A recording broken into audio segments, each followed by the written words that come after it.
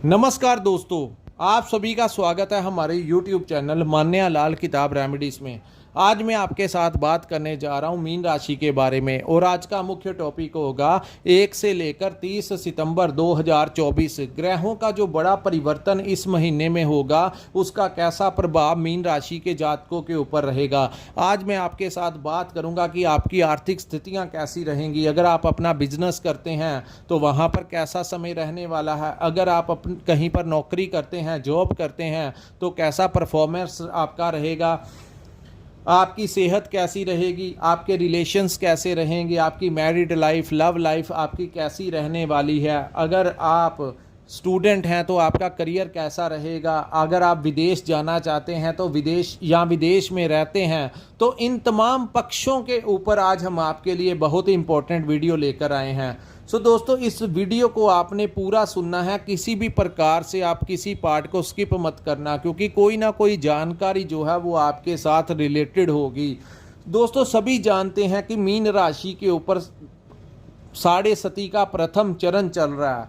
तो जिनकी कुंडली में, जन्म कुंडली में शनि और राहु की स्थितियां खराब हैं, उनको ये समय बहुत ज़्यादा संघर्ष उनके ऊपर चल रहा है। कुछ लोगों की तो मैरिड लाइफ को डिस्टर्ब करके रख दिया, उनके घर में तनाव की स्थितियां पैदा हो गई।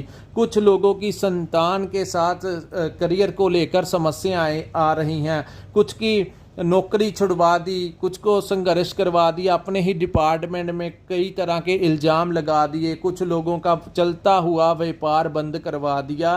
तो ऐसी स्थितियां मीन राशि के जातकों के ऊपर बनी, जिनका राहु और शनि कहीं ना कहीं जन्म कुंडली में कमज़ोर बैठे थे। तो दोस्तों, ये स्थितियां जब आती हैं तो संघर्ष इंसान का बहुत ज़्यादा बढ़ जाता है। लेकिन मैं यहाँ पर आपको एडवाइस दूंगा उन लोगों के लिए जो लोग अपनी हिम्मत हार जाते हैं और तनाव में अपने आप को एक दायरे में सीमित कर लेते हैं। कुछ लोगों के ऊपर कर्ज बहुत चढ़वा दिया, कोई रास्ता ही नहीं निकला, अपने बेगाने बन गए। जो मित्र, जो भाई आपको कल तक अपना कहते थे, उन लोगों ने भी आप लोगों का साथ छोड़ दिया।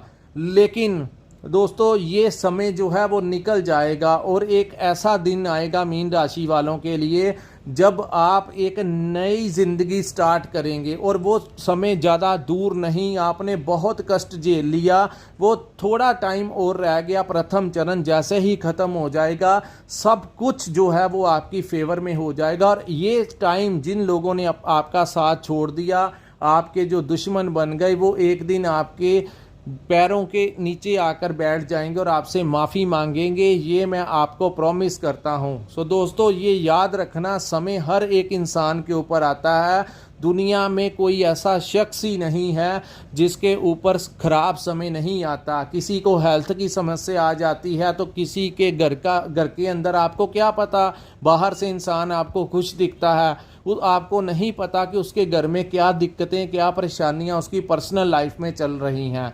तो इसीलिए मैं कहता हूं कि संघर्ष का समय जब आता है तो इंसान को ज़िंदगी जीना सिखा जाता है और सारी पिक्चर क्लियर कर जाता है कि आपका अपना कौन है और आपका बेगाना कौन है। अच्छे समय में सभी आपके होते हैं, लेकिन जब संघर्ष आता है तो एक एक करके सारे दूर चले जाते हैं। और सही किसी ने कहा है कि अपना ही खून जो होता है वो सफ़ेद हो जाता है। जिनके ऊपर हमें ऐसी आस नहीं होती कि ये भी हमें ऐसा करेंगे हमारे साथ, वो भी अपना रंग दिखा देते हैं। कसूर उनका भी नहीं होता दोस्तों, कसूर समय का होता है और समय बड़ा शक्ति मान होता है। आपने बचपन में भी सुना होगा कि समय से बलवान कोई नहीं हो सकता।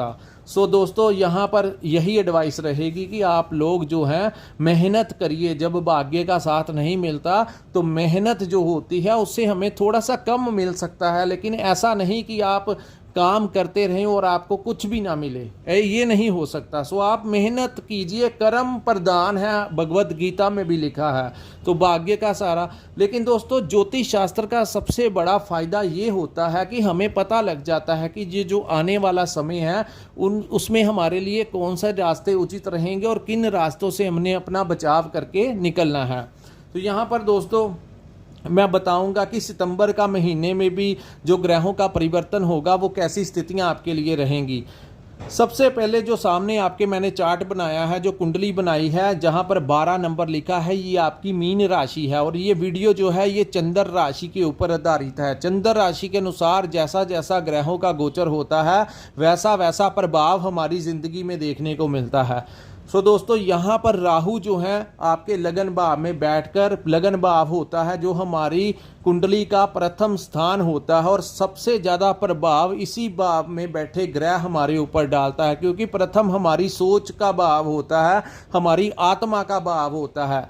एक अज्ञात सा भय जो है वो आपको बना रहेगा, और आप सोच कुछ रहे हैं और होता कुछ और है। यानी कि यहाँ पर बैठे राहु आपको गुमराह करेंगे, भ्रमित करेंगे, गलत रास्तों पर जाने के लिए आपको इन्वॉल्व करेंगे कि आप कुछ गलत रास्ता अपनाइए, मेहनत से कुछ नहीं मिला तो कुछ गलत रास्ता अपनाते हैं। तो ये सिर्फ राहु का ट्रैप है, और आपने इसके ट्रैप में मत आना। चाहे आप, खास करके उन लोगों के लिए जो नौकरी कर रहे हैं, या चाहे कॉमन इंसान भी, आपको कोई गलत इलीगल एक्टिविटी में इन्वॉल्व नहीं होना। नहीं तो बाद में शनि जो होते हैं, जब 7.5 खत्म होती है तो जैसा इंसान कर्म करता है वैसा ही उसको फल मिलता है। यानी कि प्रथम भाव में बैठे राहु, अगर आपने यहाँ पर अपनी सोच को इलीगल एक्टिविटीज़ में जोड़ने की कोशिश की तो बाद में आपके हाथ में कुछ नहीं आएगा और उल्टा आपका नुकसान करवा देंगे। और यहाँ पर आपके कॉन्फिडेंस में कुछ ना कुछ कमी जो है वो देखने को मिलेगी। यहाँ पर दोस्तों ज़्यादा उन लोगों को सतर्क रहने की ज़रूरत है जो लोग प्रेगनेंसी में हैं। यहाँ से बैठे राहु पंचम भाव आपकी संतान के भाव को देख रहे हैं, जहाँ पर इस भाव को संतान का भाव कहा जाता है। तो प्रेग्नेंट लेडीज़ जो हैं वो ट्रैवल करते हुए अपने गर्भ का ध्यान रखें, क्योंकि राहु के जितने भी उपाय आप कर सकते हैं आपको करने चाहिए। और इस समय नीले और काले रंग के कपड़े को डालने का आप अवॉइड कीजिए।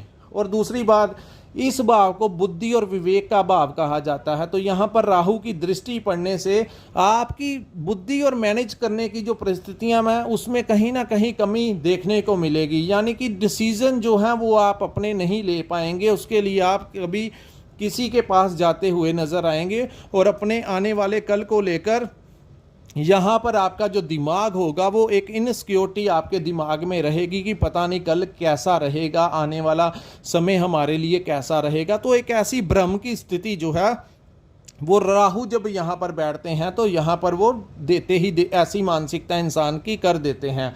तो यहाँ पर आपने अपना बचाव रखना है। दूसरा दोस्तों, जो लोग स्टूडेंट हैं उनके लिए भी थोड़ा सा समय जो है संघर्ष वाला है। शिक्षा के मामले में भी कुछ ना कुछ चुनौतियां आ सकती हैं। अगर आपका कोई कंपटीशन है तो वहां पर भी आपको कुछ ना कुछ चुनौतियों का सामना करना पड़ सकता है, क्योंकि एक कॉन्फिडेंस जो है, अगर आपने राहु की बातों में आपके अपने मनोबल को कम कर लिया तो यहाँ पर आपका प्रॉब्लम यही क्रिएट होगी कि कॉन्फिडेंस जैसे ही आपका कम होगा राहु आपके ऊपर हैवी हो जाएगा और आपका बनता हुआ काम में अड़चने डालना शुरू कर देगा। तो आप इस समय हनुमान चालीसा का सहारा लीजिए ज़्यादा से ज़्यादा, या आप जिस भी धर्म से रिलेटेड हैं आप अपने धर्म के इष्ट देव का ध्यान कीजिए। और अपने ध्यान में ईश्वर, जब सारे रास्ते बंद हो जाते हैं तो ईश्वर कोई ना कोई रास्ता हमारा निकालता है जिससे हम अपना और अपने परिवार का गुजारा कर सकें। तो यहाँ पर आप ध्यान लगाइए, मेडिटेशन कीजिए, थोड़ा बहुत आपको इन नेगेटिव एनर्जी के प्रभाव में कमी मिलती हुई नजर आए। अब हम बात करते हैं दोस्तों तीसरे भाव में बैठे गुरु की। यहाँ पर आपके संबंध जो हैं आपके मित्रों के साथ खराब करवा सकते हैं, क्योंकि गुरु जब भी किसी उच्च के भाव में बैठते हैं तो परेशानियां खड़ी कर देते हैं उस भाव से रिलेटेड। तो तीसरा भाव जो होता है हमारे भाइयों का भाव होता है, तीसरा भाव हमारी भाइयों का भाव होता है, हमारे मित्रों का भाव होता है। तो वहाँ से कोई ना कोई अनबन आपके भाइयों के साथ, आपके मित्रों के साथ यहाँ पर बैठे गुरु क्रिएट करवाते हुए नजर आएंगे। और ये वहीं आपको अपने काम में थोड़ा सा आलस देखने को मिलेगा। चाहे आप अपना व्यापार करते हैं, चाहे आप अपना कहीं पर नौकरी करते हैं, तो बॉडी के अंदर एक थोड़ा सा आलस सा होगा कि कोई बात नहीं, अपना काम जो है वो पेंडिंग करने का आप मन बनाएंगे या आपका मन करेगा कि ये जो काम आज करना है ये मैं अगले हफ्ते करूंगा या अगले महीने करूंगा। सो इन चीज़ों के ऊपर आपने थोड़ा सा ध्यान देना है, नहीं तो आप ग्रहों के प्रभाव में आ जाएंगे। आज का काम आज ही निपटाइए, तभी आप इस ग्रह के दुष्प्रभाव से अपने आप को बचा पाएंगे। उसके बाद दोस्तों, गुरु जहां पर दृष्टि डालते हैं उस भाव को अच्छा कर देते हैं। सो गुरु की एक दृष्टि जो है आपके 9th हाउस में पड़ेगी, जिसको भाग्य का भाव कहा जाता है। तो यहां से आपको आपके पिता का सपोर्ट यहां पर बैठे गुरु दिलाएंगे। और यहां पर दोस्तों सबसे बड़ा फायदा क्या होगा, आपके पिता आपकी इस महीने पूरी फेवर करेंगे। यानी कोई भी आपको, चाहे वो आपको आर्थिक सपोर्ट करें, चाहे कैसे भी आपकी सपोर्ट करें, पिता का सपोर्ट इस महीने मीन राशि वालों को मिलेगा। चाहे वो मेंटली सपोर्ट हो, आपको कुछ ना कुछ आपको इंस्पायर करेंगे कि कुछ नहीं होता, ये समय निकल जाएगा और मैं तुम्हारे साथ हूँ। तो जब ये ऐसा ही कोई बोल दे तो इंसान के अंदर का कॉन्फिडेंस थोड़ा बढ़ जाता। तो पिता का खास सपोर्ट इस समय आपको मिलता हुआ दिखाई दे रहा है। आपके जो गुरु होंगे वो भी आपको इस समय अपना आशीर्वाद देते हुए नजर आएंगे। अब मैं बात करूंगा दोस्तों चतुर्थ भाव में बैठे मंगल ग्रह के बारे में। मंगल आपके चतुर्थ भाव में बैठेंगे और यहाँ पर दोस्तों इस भाव को माता का भाव कहा जाता है। तो मंगल जैसे उग्र ग्रह जब चतुर्थ भाव में आते हैं तो माता की सेहत को में लेकर कुछ ना कुछ परेशानी डाल देते हैं। तो यहाँ पर आपने ध्यान रखना है, इस महीने आपके माता के ऊपर उनके हेल्थ को लेकर कोई बड़ा खर्च आपके यहाँ मंगल करवा सकते हैं। लेकिन उन लोगों को फ़ायदा होगा, कोई नई प्रॉपर्टी आपको मिल सकती है। जैसे कोई नया घर आप लेने के लिए प्लानिंग लंबे समय से कर रहे थे तो इस समय आपको नया घर मिल सकता है। अगर आप किसी प्रॉपर्टी को बेचना चाहते थे वो बिक नहीं रही थी तो यहाँ पर उन लोगों को भी ज़्यादा फ़ायदा होगा जो प्रॉपर्टी कंसल्टेंट का काम करते हैं। यहाँ पर आपको एडवाइस दी जाती है कि किसी प्रकार प्रॉपर्टी के विवाद को ज़्यादा बढ़ाइए मत, जैसे भी हो उसको बड़े ध्यान से सॉर्ट आउट कर लीजिए। किसी बड़े विवाद में अपने आप को इंटरफेयर मत करवाइए। सो जो भी है डिस्कशन करके सॉर्ट आउट करने की कोशिश कीजिए। उसके बाद दोस्तों वाहन से थोड़ा सा आपको धैर्य पूर्वक चलाना है, यानी कि इस भाव को वाहन का भी भाव कहा जाता है। तो यहाँ पर वाहन चलाते हुए थोड़ी सावधानी यूज़ करवाना। दोस्तों मंगल की चतुर्थ दृष्टि शुक्र के ऊपर पड़ने से यहाँ पर आपके जो विचार होंगे वो तामसिक हो जाएंगे। एक तो राहु जो है वो प्रथम भाव में बैठेगा, वो ऑलरेडी आपके विचारों को वैसा करेगा। दूसरा, राहु की भी दृष्टि शुक्र के ऊपर होगी, शुक्र और केतु के ऊपर। मंगल की चतुर्थ दृष्टि शुक्र और केतु के ऊपर होने से इस समय आपकी जो विचार हैं उसमें कुछ तामसिकता बहुत ज़्यादा बढ़ सकती है। आपके अंदर की लस्ट जो है वो बढ़ सकती है। इस टाइम आप ज़्यादा मसाला तीखा खाने वाला भोजन पसंद करेंगे और जो लोग आपका मन करेगा ड्रिंक करने का, नॉन वेज खाने का। किसी न किसी प्रकार आप अपने दोस्तों के साथ कुछ ज़्यादा ही महफिलें लगाते हुए नज़र आ सकते हैं। सो आपको किसी भी प्रकार से ओवर एक्सेस में एंजॉयमेंट नहीं करना। और यहाँ पर ये दृष्टियाँ जो हैं आपको गलत रिलेशंस बनाने के लिए मजबूर कर सकती हैं। यानी कि आपकी मानसिकता में आपके विचार इतने तामसिक हो सकते हैं कि आप एक्स्ट्रा मैरिटल अफेयर में भी अपने आप को इन्वॉल्व कर सकते हैं। अपनी लस्ट बुझाने के लिए आप किसी भी हद पर जा सकते हैं। तो ऐसा काम मत करना, ये स्थितियाँ ऐसी बन रही हैं। तो इस वीडियो बनाने का मकसद यही है कि इंसान को अपने रिलेशंस के प्रति फेथफुल रहना चाहिए। और ये गलत कार्य जो हैं अब आपको लगेगा कि किसी को पता नहीं लगेगा, लेकिन इस समय के अनुसार वो चीज़ें जब डिस्क्लोज होंगी तो आपका परिवार, आपकी सोशल स्टेटस सब कुछ ख़राब कर देगा। सो आपने ये कुछ दिनों का ये जो समय होगा उसमें अपने आप को इन्वॉल्व नहीं करना, अन्यथा बाद में आपको पछताना पड़ेगा। और अगर आपने अपनी ज़ुबान का कोई स्वाद है तो इस समय बहुत ज़्यादा भी नहीं एक्सेस में करना कुछ भी हो, ताकि आपकी सेहत के ऊपर और किसी भी प्रकार से कोई गलत असर कर सके।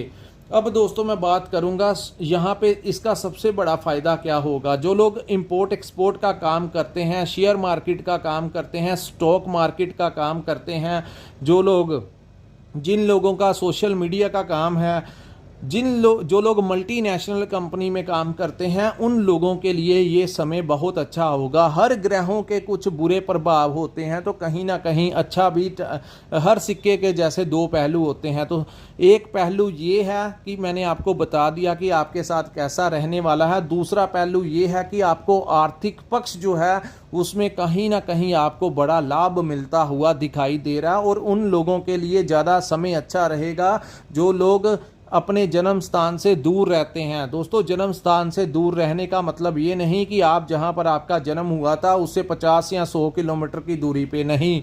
दोस्तों, यहाँ से आपका एग्जाम्पल हुआ कि अगर आपका उत्तर भारत में, नॉर्थ इंडिया में जन्म हुआ है तो आप साउथ यानी दक्षिण साइड में रहते हैं, जहाँ का कल्चर ही अलग है, लोगों का लैंग्वेज ही अलग है, उनका खान पीन ही अलग है, वेदर ही अलग है।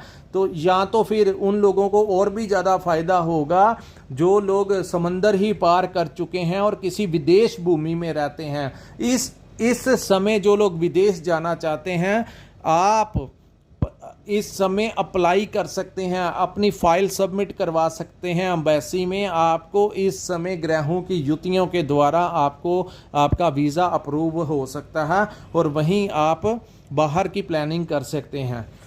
यहाँ पर दोस्तों अब मैं बात करूँगा सूर्य और बुध की युति। सूर्य यहाँ पर 16 सितंबर 2024 तक बैठेंगे और बुध जो है वो यहाँ पर 23 सितंबर तक बैठेंगे। सो दोस्तों, यहाँ पर सबसे बड़ा लाभ क्या होगा कि जिन लोगों ने कोई कर्ज अप्लाई किया हुआ है बैंक में अपने व्यापार के लिए, या आपने अपने व्हीकल के लिए या होम लोन लेने के लिए अप्लाई किया हुआ है, तो इस समय आपको कर्ज मिलता हुआ दिखाई देगा।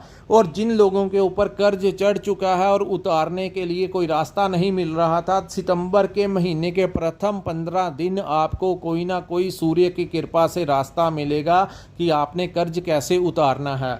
कुछ ना कुछ ऐसा होगा जो आपको रास्ता दिखाएगा कि कैसे आपने अपना कर्ज जो है वो उतारना है। अब मैं बात करूंगा दोस्तों, यहाँ पर आपके हेल्थ से संबंधित अगर आपको कोई समस्याएं आ रही थी तो वो दूर होती हुई नज़र आएंगी, चाहे वो छोटी मोटी मेडिसिन से हो जाए या छोटे मोटे माइनर ऑपरेट से हो जाए, लेकिन हेल्थ जो है वो आपकी सूर्य देव यहाँ पर बैठकर फिट एंड फाइन कर देंगे और आप अवेयर रहेंगे अपनी हेल्थ के प्रति, लोग कॉन्शियस हो जाएंगे।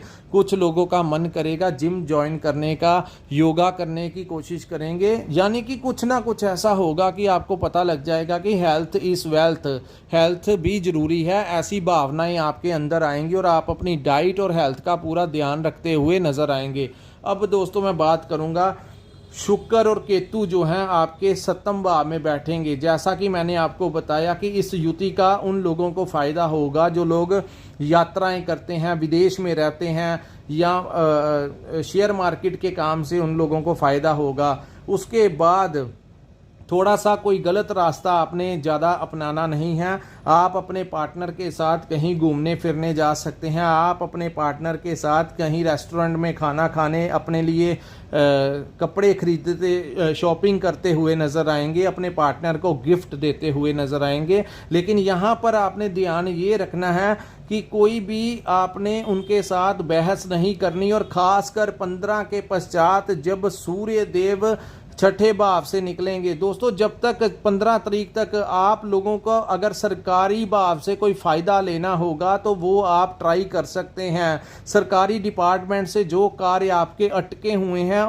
उन कार्यों को आप वहां के उच्च अधिकारियों से बात कीजिए। इस समय आपको बहुत बड़ी सपोर्ट उनकी मिलेगी और आपके वो कार्य जो हैं वो पूरे होते हुए दिखाई दे रहे हैं, क्योंकि सूर्य जो हैं वो सरकार के कारक हैं। तो आपके पिता को कोई बड़ी उपलब्धि मिल सकती है, उनके लिए बहुत ज़्यादा कोई फायदा हो सकता है, उनकी कोई प्रमोशन हो सकती है जो मीन राशि के जातक हैं।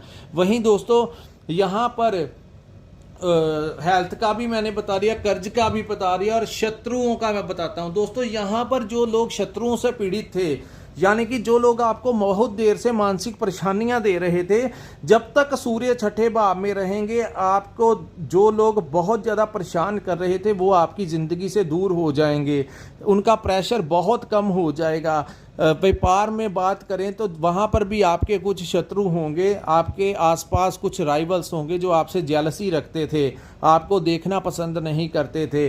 वहाँ पर भी वो लोग या तो अपना नेचर चेंज कर लेंगे या आपसे दूर होते हुए दिखाई देगा। और वही बात, जो लोग आप जहाँ पर आप नौकरी करते हैं उस डिपार्टमेंट में जो सीनियर्स से जो आपको बहुत परेशान करते थे, उन लोगों को भी यहाँ पर कुछ ना कुछ या तो उनकी नेचर चेंज हो जाएगी या उनका ट्रांसफ़र हो जाएगा। सूर्य छठे भाव में बैठकर शत्रुओं का नाश कर देते हैं। तो जो भी इंसान आपके प्रति वैर विरोध की भावना रखता है, उसको इस समय वो जितना मर्जी बली हो दोस्तों, उसके पास जितना मर्जी वो दन्ने से दन्ना सेठ ही क्यों ना हो, बड़ा पॉलिटिशियन ही क्यों ना हो, जब भी सूर्य छठे भाव में गोचर करते हैं और वहाँ पर बैठे रहते हैं, कोई भी उनका कुछ उखाड़ नहीं पाता। और ज्योतिष शास्त्र के अनुसार जिनका कोर्ट केस है और 15 से पहले कोई समन वगैरह आपको आया है और आपको वहाँ पर आपकी पेशी है, तो कोई बड़ी राहत जो है इस समय कोर्ट से आपको मिलती हुई दिखाई देगी। और ये 15 सितंबर तक। उसके पश्चात सूर्य देव जो हैं वो आपके सप्तम भाव में आ जाएंगे, जहाँ पर सूर्य और केतु बैठे हैं, और शुक्र जो है वो अष्टम भाव में चले जाएंगे। यहाँ पर दोस्तों जैसे ही सूर्य का प्रभाव यहाँ पर आएगा, बुध यहाँ पर बैठ के आपके खर्चों को बढ़ाते हुए नजर आएंगे। लेकिन यहाँ पर एक कम्युनिकेशन स्किल्स के जरिए जब भी बुध और सूर्य इकट्ठे होते हैं तो उसको कहते हैं बुध आदित्य योग। तो प्रथम 15 दिन आप लोग जो कंसल्टेंसी का काम करते हैं, यानी कि बातचीत करके अपने क्लाइंट्स बनाते हैं, वो मार्केटिंग का काम करने वालों को, ट्रेडिंग का काम करने वालों को, आपकी बातों में आकर सामने वाला आपके साथ वो डील फाइनल कर जाएगा, जिससे आपकी आर्थिक स्थितियां जो हैं वो पहले से ज़्यादा मजबूत होती हुई दिखाई देगी। वहीं दोस्तों बुध यहाँ पर बैठे खर्च जरूर आपका करवाएंगे, लेकिन सूर्य का प्रभाव जो होता है वो बहुत ज़्यादा होता है। तो जब तक सूर्य यहाँ पर बैठेंगे आपकी काफ़ी हद तक परेशानियाँ कम कर देंगे। उसके बाद दोस्तों सूर्य आ जाएंगे 7th हाउस में, जिसको हमारे पार्टनर का भाव कहते हैं। तो यहाँ पर आप अपने अगर पार्टनरशिप में काम करते हैं तो अपने पार्टनर के साथ कोई विवाद आपका हो सकता है, उनकी नेचर में इरिटेशन आ सकती है। वहीं किसी के कहने के ऊपर कोई बड़ी इन्वेस्टमेंट आपने नहीं करनी, नहीं तो आपका पैसा जो है वो खराब हो सकता है, क्योंकि राहु और शनि की दृष्टि एक दूसरे के आमने सामने होगी। पहले तो शनि और राहु की होगी, लेकिन दोस्तों सप्तम भाव में सूर्य आकर कुछ परिणाम जो होते हैं वो खराब ज़्यादा कर देते हैं। छठे में वो मजबूत होते हैं, सप्तम में वो खराब हो जाते हैं। तो जैसे ही यहाँ पर आएंगे आपके पार्टनर मैरिज, आपका जो लाइफ पार्टनर है, उनकी हेल्थ को में कोई समस्या आ सकती है, उनकी हेल्थ को लेकर कुछ ना कुछ आपको प्रॉब्लम, उनकी नेचर में इरिटेटिंग आ सकती है। तो आपने थोड़ा सा ध्यान रखना है। और आपके साथ वैचारिक मतभेद होने से यहाँ पर तनाव की स्थितियाँ उत्पन्न हो सकती हैं। आपकी लव लाइफ में भी यहाँ पर कुछ ना कुछ प्रॉब्लम सूर्य देव क्रिएट कर देंगे। सो आपने मिडिल ऑफ द मंथ के पश्चात अगर कोई ऐसी स्थितियां आपके घर में बनती हैं तो जितना अवॉइड कर सकते हैं उतना अवॉइड कीजिए, अन्यथा वो सारे सर्कमस्टेंसेस जो हैं वो नेगेटिव हो जाएंगे और आपको प्रॉब्लम में डाल देंगे। उसके पश्चात दोस्तों शुक्र जो हैं वो यहाँ पर आ जाएंगे 8th हाउस में 16 को। और यहाँ पर दोस्तों जो लोग इंपोर्ट एक्सपोर्ट का काम करते हैं, जिन लोगों की किसी ना किसी प्रकार के से विदेश के साथ कोई ना कोई आमदन, सोर्स ऑफ इनकम जो है वो आपकी फॉरेन से रिलेटेड है, चाहे जो लोग मल्टीनेशनल कंपनी में काम करते हैं, उन लोगों के लिए ये समय जो होगा वो काफ़ी अनुकूल रहने वाला है। उनका सैलरी पैकेज बढ़ सकता है। शेयर मार्केट वालों का सबसे ज़्यादा फ़ायदा उन लोगों के लिए होगा जो सोशल मीडिया में काम करते हैं, जो लोग किसी ना किसी प्रकार से इन चीज़ों से रिलेटेड काम करते हैं, उन लोगों के लिए फ़ायदा। यानी कि इस महीने में आपको आर्थिक स्थितियां जो हैं वो कहीं ना कहीं आपका फेवर करेंगी। सो आपको एडवाइस है कि आप फोकस कीजिए अपने काम काज से अपनी आमदन को बढ़ाने की, ना कि आप अपने घर के वाद विवादों में अगर आप सुलझे रहेंगे तो सारा समय जो आपके ऊपर आया है वो निकल जाएगा, आपको पता भी नहीं लगेगा। सो आपका फोकस होना चाहिए, आपने आगे बढ़ना है। उसके बाद दोस्तों आपके 11वें भाव में आपके 12th हाउस में शनि देव बैठे हैं।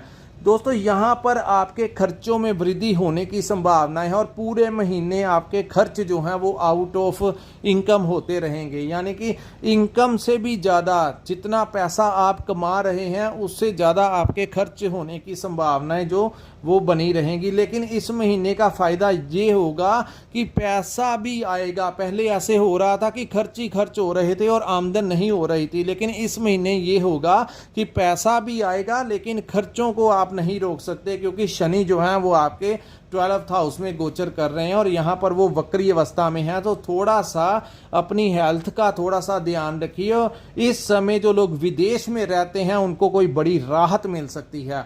सो दोस्तों, ये था ओवरऑल सितंबर का महीना मीन राशि के जातकों लिए कैसा रहने वाला है। अगर आपको हमारा ये एनालिसिस अच्छा लगा हो तो कृपया इस वीडियो को लाइक कीजिए, हमारे चैनल को सब्सक्राइब कीजिए और नीचे कमेंट सेक्शन में कमेंट कर जरूर बताइए कि आपको वीडियो कैसा लगा।